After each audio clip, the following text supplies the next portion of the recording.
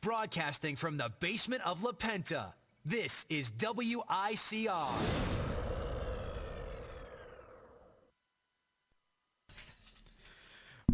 Yes, indeed, from the basement of La Penta, this is your host, The Rock is on this Thursday, November 10th, 2016. The wait is finally over, folks. I am now going to reveal my basketball predictions for the upcoming season in the NBA.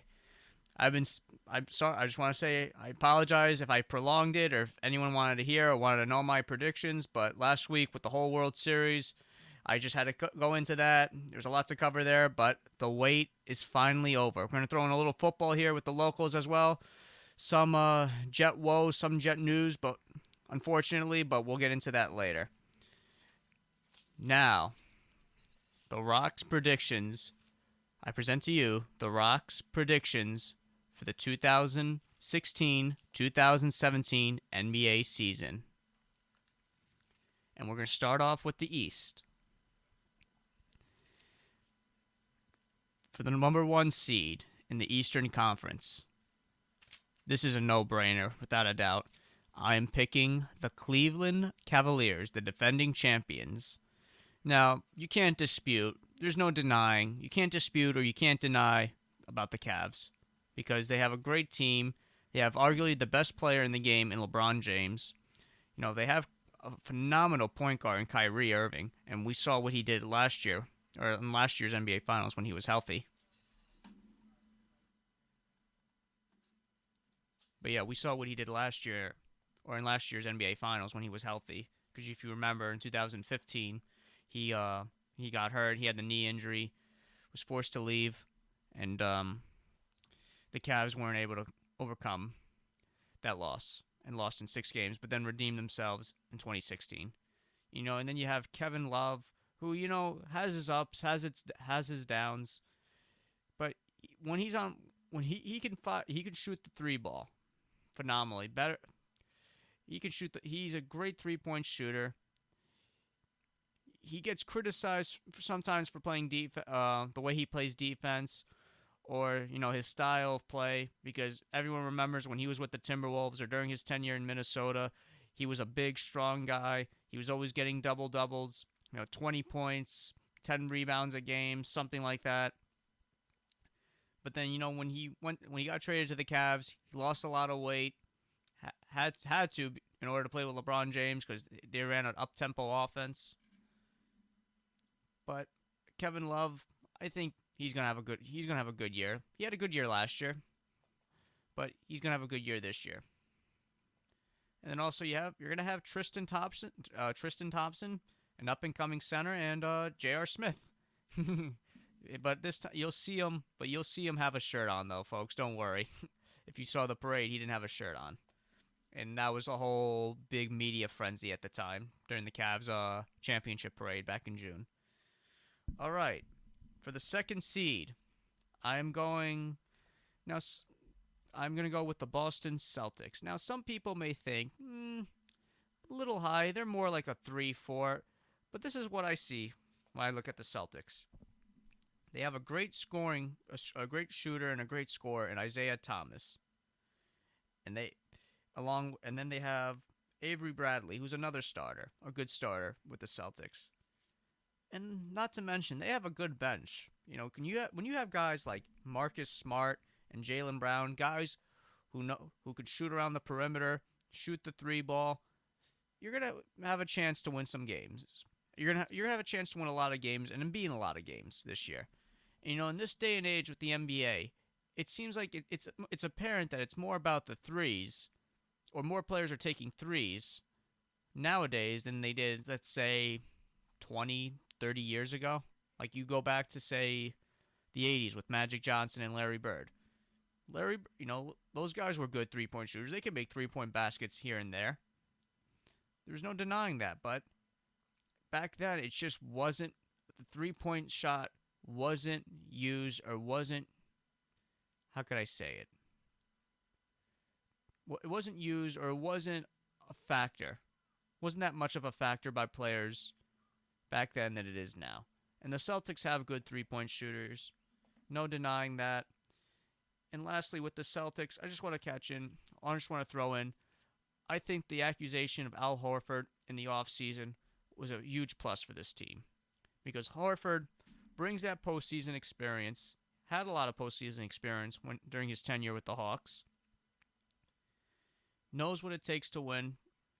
He was a huge asset for the Hawks when they were the 1 seed, but back in 2015, but got swept by the Cavaliers in the Eastern Conference Finals.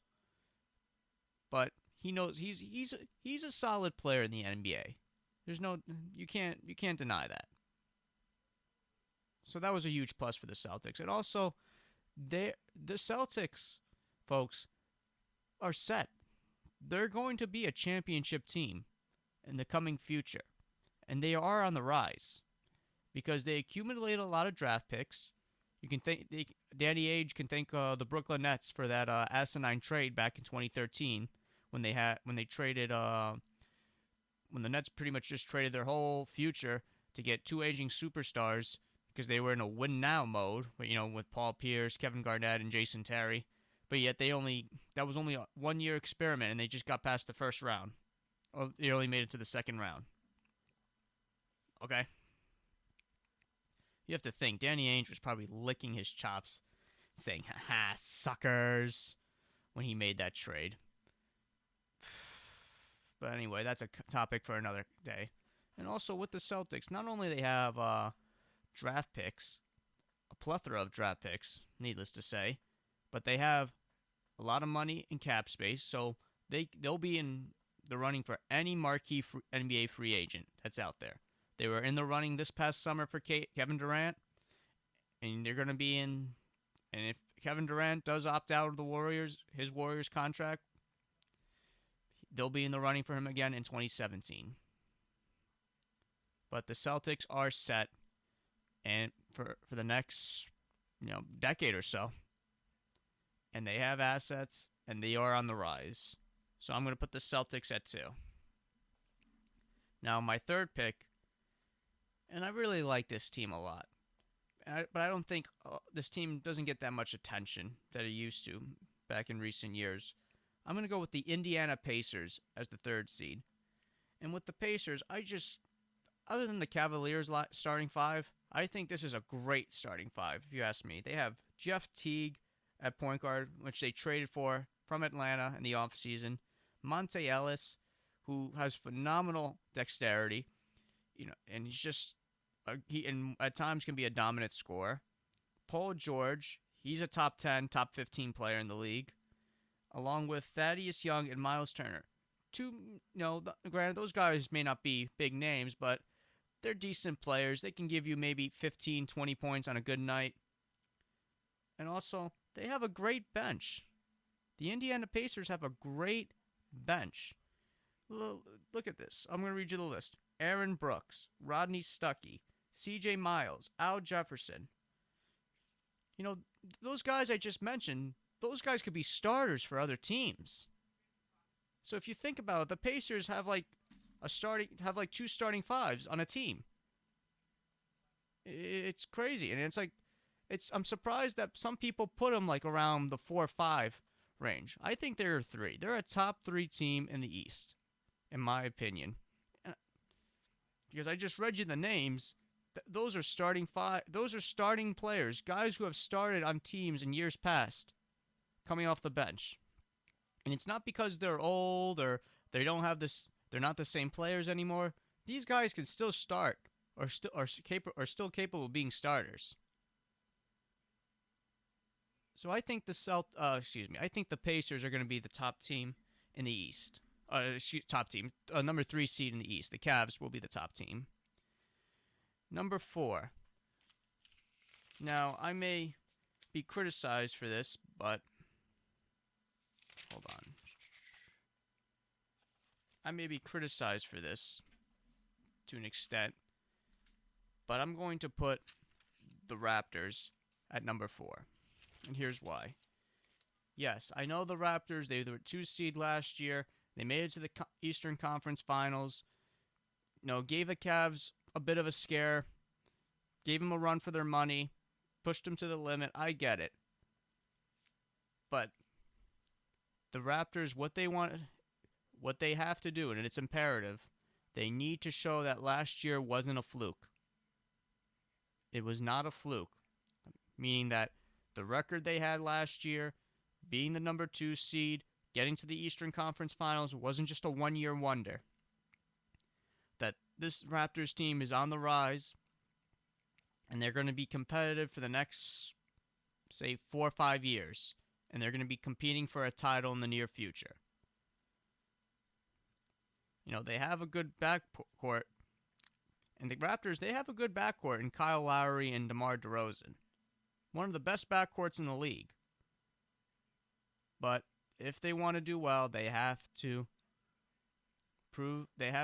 repeat last year's success, or build on from last year, to be a title contending team and to make people believe. Because I'm not afraid to admit this. I don't believe in the Raptors.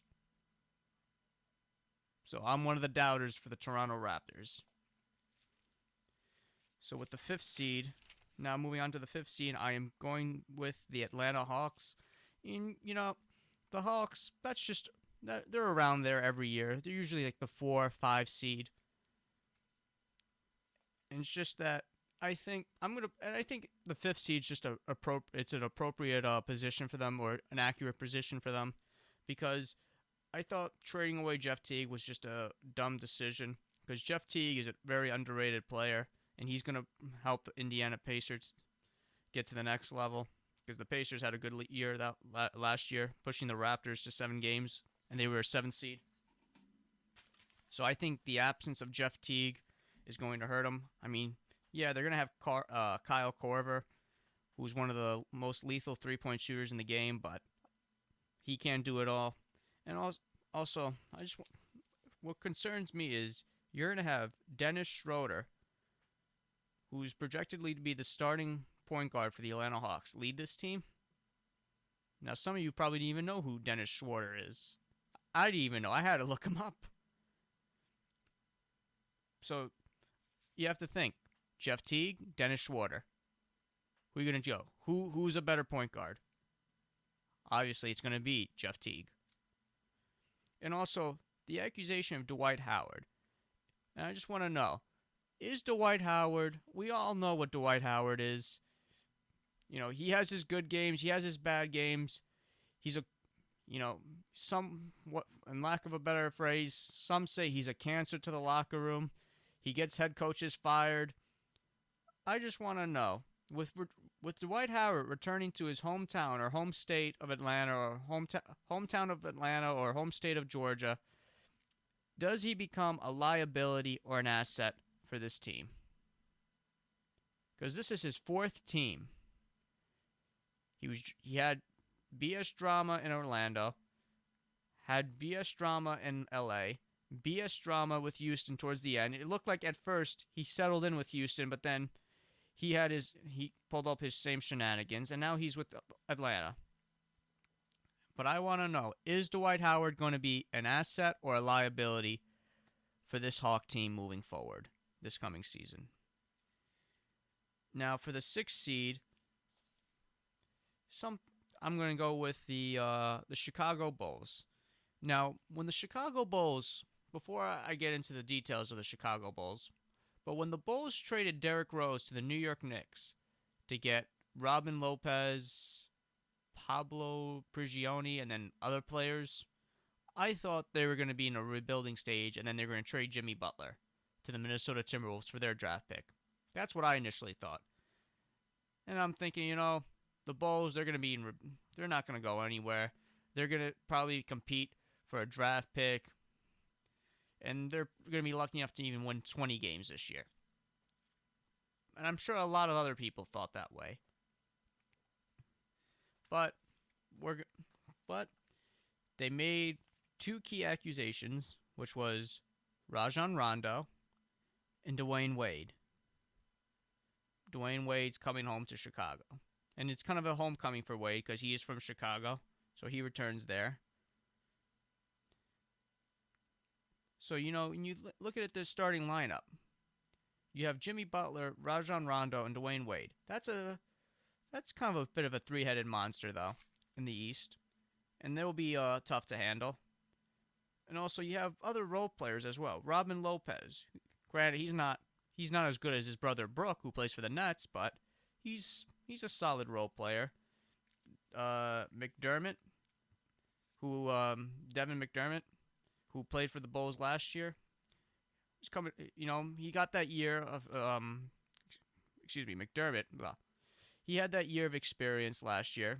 Getting accustomed to the NBA. I think he'll expand his game as well going into year 2. And then also they got the rookie, or they drafted rookie out of Michigan State, Denzel Washington. Oh, Denzel Washington.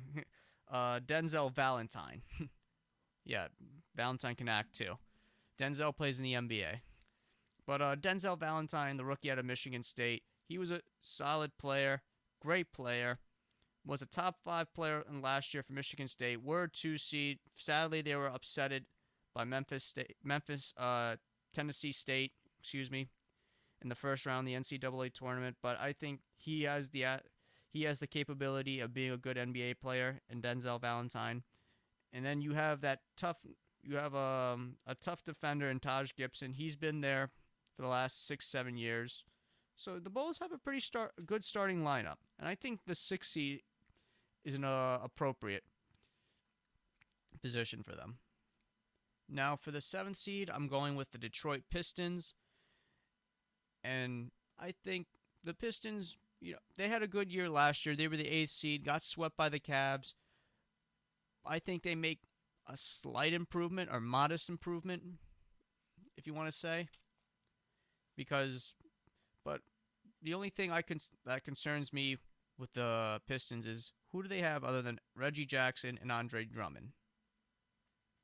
I mean, that's your 1-2 punch right there, but they don't have a whole lot of other players to go with it. But I think with Stan Van Gundy, as good of a coach as he is, he'll help this team get back to the playoffs. Not going to be a high seed, 6 maybe. They could be a 6 at best, but I see them being a 7th seed, and I think last year's postseason experience will help this team and somewhat get to another level and improve slightly this year. Now, lastly, here's a drum roll. The 8th seed for the Eastern Conference that I projected to be is your New York Knicks. And, folks, the Knicks, I like their starting lineup. There's some concerns. Granted, there are some concerns, but I think they have a good starting lineup. Derrick Rose, I understand he's had a history. He has a history of being injured. He's not the same player anymore. This is just pretty much a 1-year flyer. It's a 1-year deal. Knicks are taking a flyer on him. Maybe he catches lightning in a bottle this year. Who knows? You have Derrick Rose, Courtney Lee, he's a journeyman NBA player. He's bounced around for a lot of teams, but he has some postseason experience, and he's a good role player. Phenomenal shooting guard. He was the starting shooting guard. Little fun fact, he was the starting shooting guard for the Magic when they went to the NBA Finals against the Lakers in 2009. So he's played in NBA Finals, so that may somewhat help the Knicks. And then you have Melo, who's a top 5 player, top 5, top 10 player, or top 5, top 10 scorer in the league. So Melo's now has some support, so it's not all about him. He's going to have Kristaps Porzingis for another year. And he showed some strides last year, and I'm sure he's going to take that improvement. He's going to take that experience he had last year and use it for this year.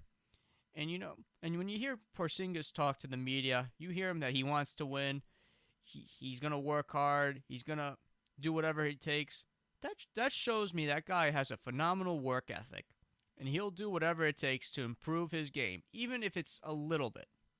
Even if it slightly improves his game, he'll put in a maximum effort, 110%, and he'll never quit. And this guy's only 21, 22 years old. and if you're a Knick fan, or if you're part of the Knick hierarchy, you can't let that guy go when it comes to free agency. But that's way down the road. This is a player you have to build around, or if now, help Carmelo Anthony get to the NBA Finals, help him win a championship, and see it from there. And then with the center, Joakim Noah. Noah may not be good as a scorer, but he brings that tenacious defense. He's a raw kind of guy, and doesn't take any you-know-what from anyone. And he's a tough player. And that's what the Knicks need. A tough player, somebody that plays hard defensively, leaves it all out on the court, and just will do whatever it takes to win. Because they haven't had that since, we have to go back to the 90s with Patrick Ewing, Charles Oakley, Anthony Mason. You know, if you ever watch those Knick clips in the 90s, you know, those guys played rough. You know, it was more granted, the rules changed from the last 20 years, but defensively they were physical. They weren't going to let anyone have any easy shots, and I think that's what Noah brings to the table for this team. And if the Knicks do finish as the 8th seed, though, who knows what could happen? Because for those of you who are Knicks fans, you do remember the last time the Knicks were an 8th seed in the playoffs, right? Or what they accomplished as the 8th seed. You have to go back to 1999 when the Knicks were, I believe they're 23 and 27. That was a strike year. It was a strike year that year. They just barely made the playoffs, but they were the 8th seed. But they made a run, an unprecedented run to the NBA Finals. Nobody saw it coming. They beat the 1-seeded Miami Heat that year. They beat on a Allen Houston jump shot, hit off the front of the rim, off the backboard, and then in. Beat the Heat in Game 5 because it was a best of 5 in the first round back then. Swept the Atlanta Hawks in the semifinals, then beat the Indiana Pacers in 6. Fortunately, couldn't get it done. Lost to the Spurs in 5 in the NBA Finals, but that was a great team because if you look at it, they had Allen Houston, Larry Johnson, Latrell Sprewell, those guys taking charge, leading the way. Patrick Ewing wasn't so much a factor because he was hurt, but who knows? If the Knicks do make it as an 8th seed this year, maybe they can go to the NBA Finals. Not saying they are, but you never know. You never know. Just a little fun fact, folks. All right, after this next segment, I'm going to preview the West. And that concludes this first segment.